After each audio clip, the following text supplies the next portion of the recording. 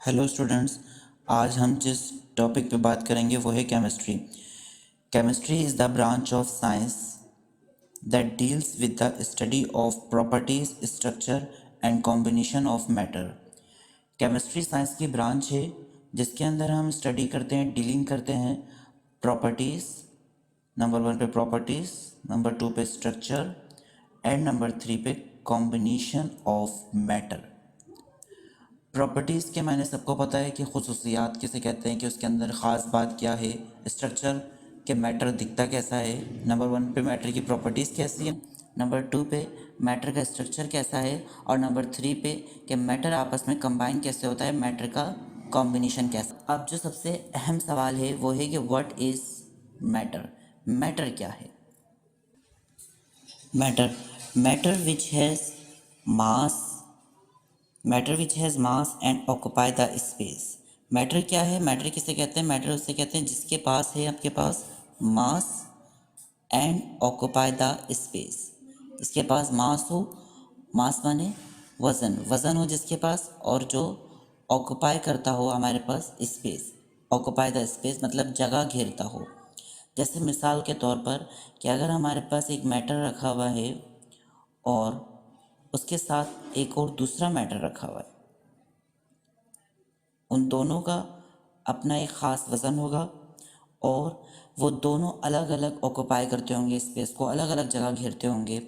तो अगर हम इस वाले मैटर को इसके ऊपर रखते हैं, हम पूरी कोशिश कर लें कि ये मैटर इसके अंदर आ जाए तो नहीं आ पाएगा। इसका एक अपना वजूद होगा, या तो फिर ये इसके ऊपर आएगा या फिर ये इसके नीचे आएगा, लेकिन ये इसके ऊपर अंदर नहीं आ पाएगा। इसका मतलब क्या हुआ कि इस पहले वाले मैटर का भी अपना एक वजूद है, अपना एक जगह घेरने की सलाहियत है।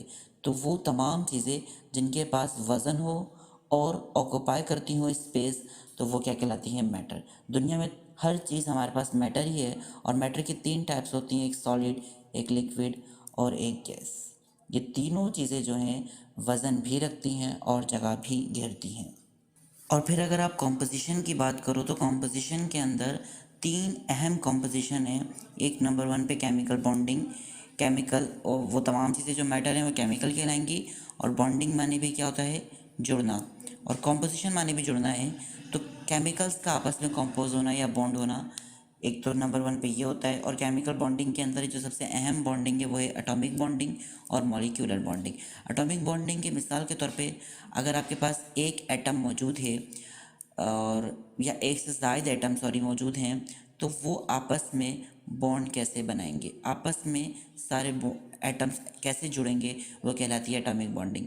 और जब काफ़ी सारे एटम जुड़कर एक मॉलिक्यूल की फॉर्म में आ जाते हैं, एक मॉलिक्यूल की सूरत इख्तियार कर लेते हैं, तो वो मॉलिक्यूल्स आपस में कैसे जुड़ेंगे, कंबाइन कैसे होंगे, वो कहलाती है मॉलिक्यूलर बॉन्डिंग। तो ये तीनों टाइप्स की बॉन्डिंग हम फर्दर केमिस्ट्री के अंदर डिटेल के साथ डिस्कस करते हैं। तो ये कहलाती है हमारे पास कॉम्पोजिशन ऑफ मैटर।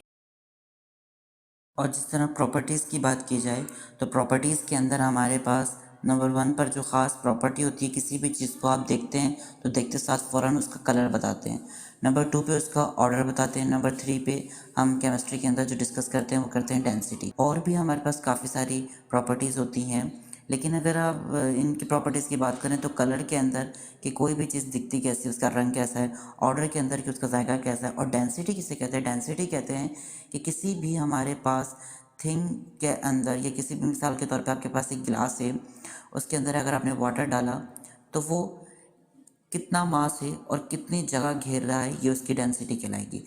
वाटर आप फिल कर रहे हैं तो वो एक अलग तरीके से फिल होगा, लेकिन अगर एक बॉक्स के अंदर या एक जार के अंदर आप सॉइल को फिल कर रहे हैं, या एक और जार ले लें उसके अंदर आप कोई और लिक्विड फिल कर रहे हैं, पेट्रोल फिल कर रहे हैं या कुछ और फिल कर रहे हैं, तो उन तीनों की जो आपके पास ऑक्यूपेशन ऑफ स्पेस है, उन तीनों का जो मास है वो तीनों का डिफरेंट है, तो वो कहलाती है डेंसिटी। ये है रियल में असल में एक डेंसिटी का कॉन्सेप्ट कि कौन सी चीज़ कितनी जगह घेर रही है और उसका वज़न कितना है, ये डेंसिटी कहलाती है। तो ये इस तरह की प्रॉपर्टीज़, खुसूसियात, हर चीज़ की प्रॉपर्टीज़ अलग होती हैं। तो तमाम मैटर्स की प्रॉपर्टीज़ डिस्कस हम केमिस्ट्री में करते हैं। इसकी इंशाल्लाह ताला हम डिटेल वीडियोस अपलोड करेंगे। उसके अलावा अगर आप स्ट्रक्चर की बात करो तो स्ट्रक्चर के अंदर solid, liquid and gas. Structure तीन ही तरह का होता है हमारे पास मैटर का। सॉलिड जो होता है वो आपको पता है कि उसकी एक प्रॉपर शेप होती है, प्रॉपर उसका एक वॉल्यूम होता है, वो एक जगह से दूसरी जगह बआसानी नहीं मूव होता, उसको हम उठाकर या उसको हम किसी भी फोर्स के तहत उसको मूव करवाते हैं। लेकिन लिक्विड जो होता है वो आराम से फ्लो हो पाता है और वो बआसानी हमारे पास अपनी शेप भी तब्दील कर देता है। उसकी कोई प्रॉपर शेप नहीं होती और ना ही उसका कोई प्रॉपर वॉल्यूम होता है। और अगर गैस की बात करें तो गैस तो कुछ ज़्यादा ही आसानी तरीके से ट्रांसफ़र हो जाती है एक जगह से दूसरी जगह। आप एग्जांपल ले लें परफ्यूम की, कि अगर कमरे के एक कोने पर आपने थोड़ा सा परफ्यूम स्प्रे करा तो वो थोड़ी देर बाद पूरे जो है रूम के अंदर फैल जाता है। तो उसका मतलब उसके जो गैसेस थे वो बआसानी प्रॉपर तरीके से मूव हो सके। तो गैस की तो कोई शेप नहीं होती, कोई ख़ास वॉल्यूम नहीं होता और जो है कोई ख़ास मतलब वो एक जगह घेरता ज़रूर है, उसका वॉल्यूम होता है बट उसका कोई प्रॉपर ज्योमेट्रिकल वॉल्यूम नहीं होता। लिक्विड का भी कोई ज्योमेट्रिकल वॉल्यूम नहीं होता बट सॉलिड का ज्योमेट्रिकल वॉल्यूम भी होता है और वो हमारे पास एक प्रॉपर शेप भी रखता है।